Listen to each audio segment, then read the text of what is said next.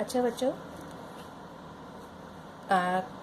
कल भी हमने व्याकरण के पद परिचय पर बात की थी, उसका अध्ययन किया था। आज भी उसी विषय पर अध्ययन करेंगे।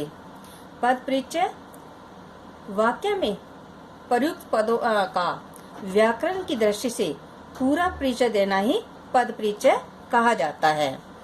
पद परिचय को पद व्याख्या, पदान्वय आदि भी कहा जाता है।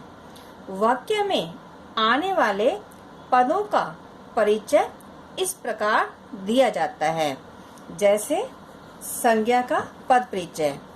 तो संज्ञा का पद परिचय देते हुए हमें ध्यान रखना है कि संज्ञा के भेद या प्रकार, लिंग, वचन, कारक, क्रिया के साथ उसका संबंध। उदाहरण जैसे राम आम खाता है। अब हमें इसका पद परिचय देना है, इसका व्याकरणिक परिचय देना है। पहले हमें राम का व्याकरणिक परिचय देना है, फिर आम का व्याकरणिक परिचय देना है। तो राम का व्याकरणिक परिचय इस प्रकार है। राम क्या है? संज्ञा है। फिर संज्ञा के भेदों में जाएंगे तो व्यक्तिवाचक संज्ञा है। फिर लिंग में जाएंगे तो पुल्लिंग है। वचन में जाएंगे तो एक वचन है। कारक में जाएंगे तो कर्ता कारक है। खाता है क्रिया का कर्ता। उपयुक्त वाक्यों में राम आम संज्ञाएं हैं। दूसरा इसका कर रहे थे, विकारी पद का दूसरा प्रकार था सर्वनाम। अब हमने संज्ञा का तो कर लिया है, अब हम करेंगे सर्वनाम। सर्वनाम यानी संज्ञा के स्थान पर प्रयोग किए जाने वाले शब्द सर्वनाम कहे जाते हैं। सर्वनाम के भेद। सर्वनाम 6 प्रकार के होते हैं। पहला, पुरुषवाचक। व्यक्तिवाचक संज्ञा के स्थान पर जिस सर्वनाम का प्रयोग किया जाता है उसे पुरुषवाचक सर्वनाम कहते हैं। पुरुष 3 प्रकार के होते हैं: उत्तम पुरुष, मध्य पुरुष तथा अन्य पुरुष।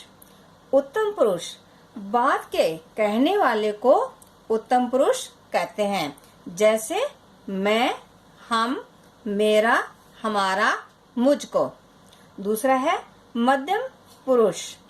बात जिससे कही जाती है उसे मध्यम पुरुष कहते हैं, जैसे तू, तुम, आप, तुमको आदि। तीसरा, अन्य पुरुष। जिसके संबंध में बात कही जाती है उसे अन्य पुरुष कहते हैं, जैसे वह, वे, उसका आदि। दूसरा है सर्वनाम का भेद, निजवाचक। निज के लिए प्रयुक्त सर्वनाम निजवाचक कहे जाते हैं, जैसे अपना, अपने, स्वयं आदि। तीसरा है निश्चयवाचक सर्वनाम। किसी निश्चित वस्तु, व्यक्ति का बोध कराने वाले सर्वनाम को निश्चयवाचक सर्वनाम कहा जाता है, जैसे वह लड़का, वे फल, वह वृक्ष आदि।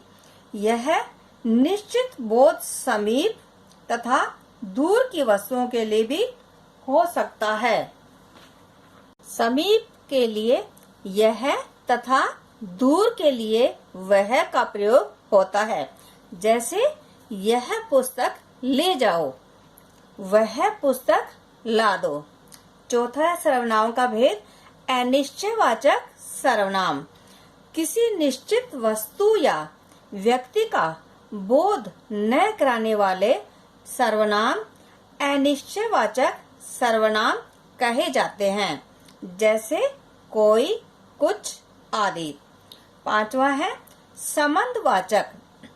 दो वस्तुओं या व्यक्तियों के संबंध को सूचित करने वाले सर्वनाम संबंधवाचक कहे जाते हैं, जैसे जो, जिसे, जिन्हें आदि।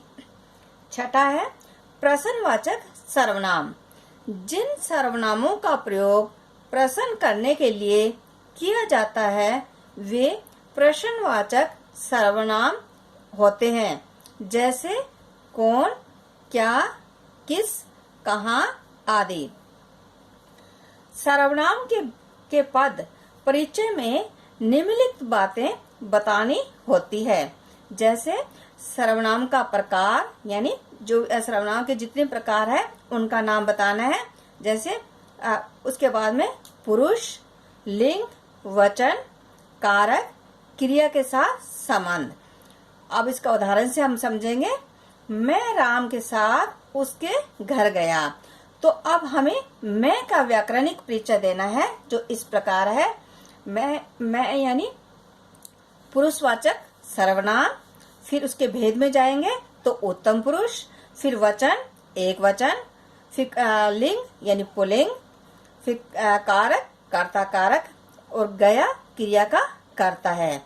ऐसे ही उसके का व्याकरणिक परिचय इस प्रकार देंगे। उसके यानी पुरुषवाचक सर्वनाम, अन्य पुरुष और एक वचन और पुल्लिंग।